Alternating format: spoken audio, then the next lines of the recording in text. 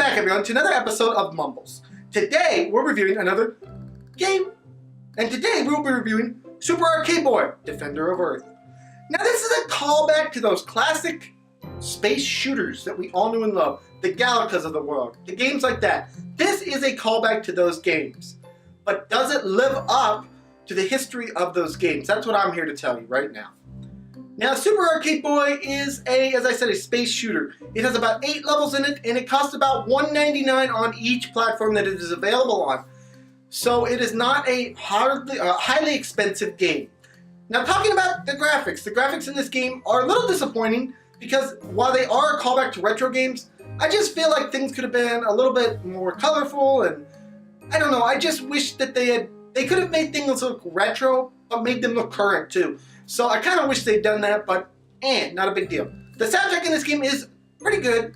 There's nothing really great about it, but there's nothing really bad about it. It's just got a nice solid soundtrack, but it is kind of a repetitive soundtrack, so do keep that in mind. Now, the controls in this game are touchy.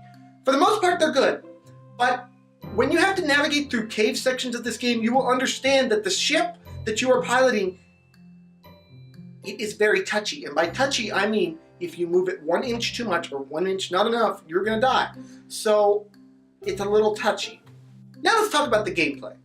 Now, as I said, there are 8 levels in this game, and each level follows its own arc, whether it be a space level or a cave level. In cave levels, you'll come across these very hard to pass cave systems that require you to navigate that I've talked about already.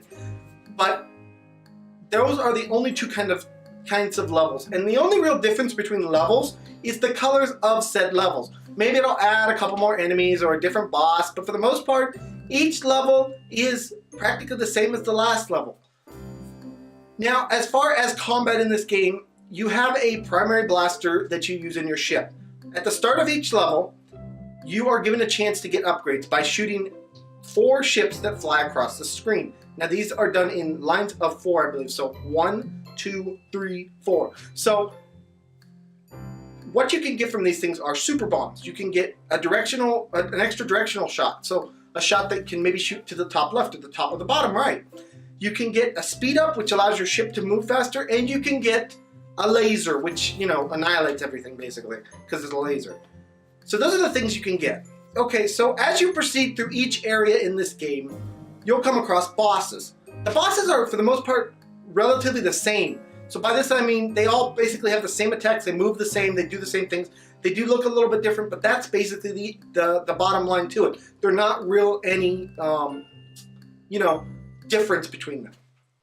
So that is basically what you can expect from the gameplay. You fly around, you shoot things, you try not to die. You have so many lives. It's basically like a Galaga game where you're flying around and the ultimate goal is to defeat all the enemies. One nice thing that this game does have is the banter between the player, Super Arcade Boy, and the aliens who want to take over the Earth. I found the banter between them very humorous, and I did like that a lot. Now, finally, we come to the cons. And this game, I'm sorry, it does have some. First off, it's very repetitive. This is a very repetitive game. As I said, level design is, for the most part, pretty much the same each time. Enemies are pretty much the same each time. Bosses are pretty much the same each time. So as you can see, there's a lot of repetition to this game. Final con that I want to talk about is the replayability. And it's not good for this game. Once you beat it, I really highly doubt you're going to play it again. So just not good replayability for it all the way. Now we're going to talk about the all-important Mumbles review score. And I try to always be fair to companies. I try to see the work that they put into their games. I try to see the love and care that they put into their games. I try to give them props when they do something unique and out there. Even if it doesn't work out right, I try to give them props for that because, hey, it's something different.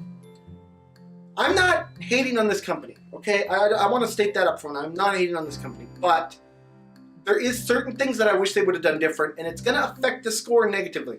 I wish that there had been more enemies. I wish there had been more level designs. I wish there had been a better story. I wish there had been level progression. So things got harder, but you got better weapons each level.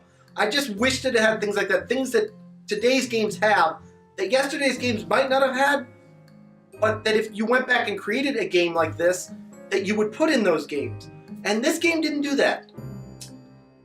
So, with that in mind, this game is going to get a 4 out of 10.